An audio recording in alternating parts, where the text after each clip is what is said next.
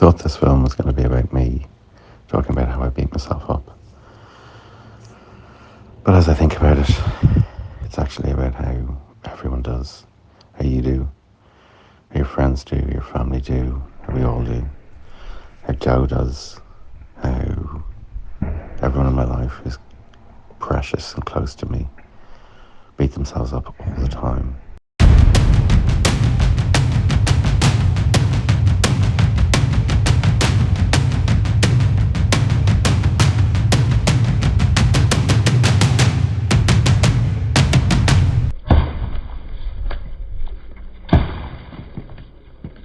It's not like I'm not ever going to be an addict again, and trying to be really fit and healthy. What happens is you go over this edge where you're like, do you know what, I'm just going to let my head down.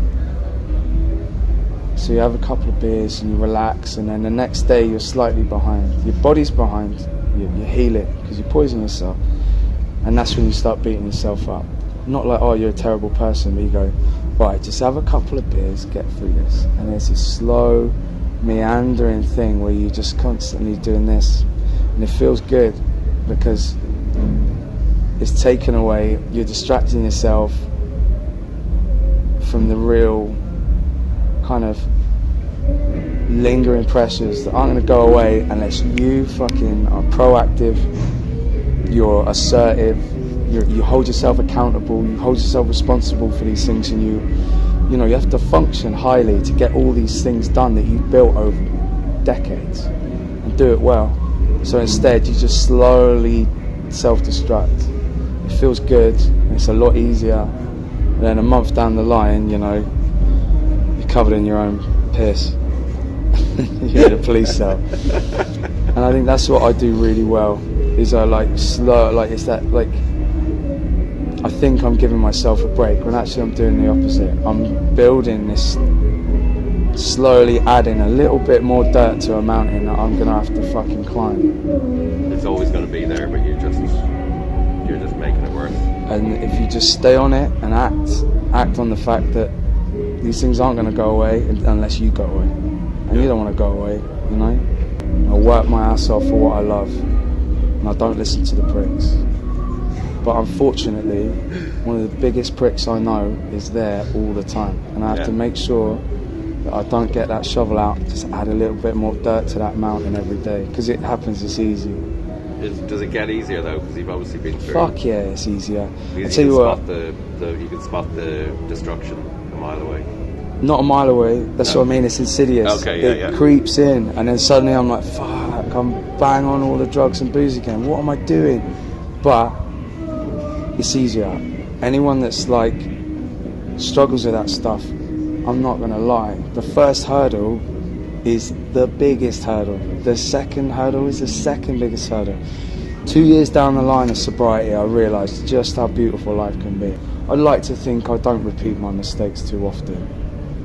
But even if I do, you know, like what, I'm fucking grieving, or I'm hungover, or I'm angry, or there's so many like factors and elements that push you to make stupid mistakes, say things. You know, everyone does it, that thing where you like don't say what you're about to say in your head, and then you fucking say it anyway. And next thing you know, they're climbing up the walls and smashing plates or knocking you the fuck out. After my mum died, I was like super angry and mad into drugs. Like, drugs were great at the time. I couldn't think of anything better than doing all the drugs, and I did. Like, you know, I was sober for 2 years up until like last October, and I started drinking again and doing drugs. And then like I realised,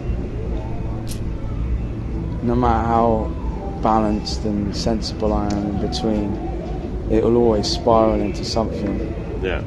And I've always spiraled. But I think the more insidious and the more important thing to bring up about my beating myself up is that I'll go through a state, the stresses and like the existential weight of like having pressures to be someone, be a father, be a successful artist, be a writer, be creative, you know, on the clock, touring, being a good friend, being a patient friend. When you get to a certain point, you actually go, fuck, the air is different, and you feel like you could smash the fucking world up, and that's what I want to get back to. And luckily this interview is a week after me starting sobriety again, and I feel great. And like, but it's only the first start of the journey. You know that you've got another few months, 6 months, a year to forever get back into. Forever. It's gonna, you know, it's never ending, and that's the beautiful thing. I'm lucky. I get forever. Some people don't get forever. Yeah. So what was the hurdle? You don't have to answer, but a couple of weeks ago, what was the hurdle to just go, fuck this, I need to stop?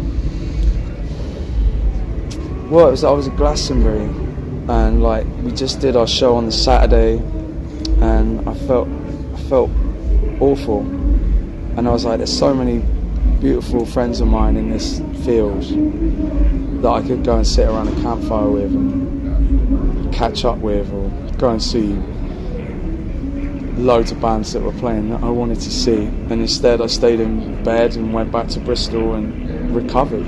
After Glastonbury I was like, nah, I'm better than that. I deserve more than that. If I'm putting all that work in, I should reap some of the benefits. So I'm back. Fucking hell, yeah. That's great. Well done. Thanks a lot.